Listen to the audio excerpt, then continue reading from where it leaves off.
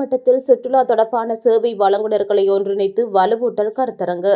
மாகாண குறித்தொதுக்கப்பட்ட அபிவிருத்தி நன்கொடை செயற்பாட்டின் கீழ் முல்லைத்தீவு மாவட்டத்தில் சுற்றுலா தொடர்பான சேவை வழங்குநர்களை ஒன்றிணைத்து அவர்களை வலுவூட்டும் கருத்தரங்கானது நேற்றைய தினம் மாவட்ட அரசாங்க அதிபர் திரு உமா மகேஸ்வரன் அவர்களின் தலைமையில் மாவட்ட செயலக பண்டாரவன்னியன் மாநாட்டு மண்டபத்தில் காலை 9:30 மணிக்கு நடைபெற்றது.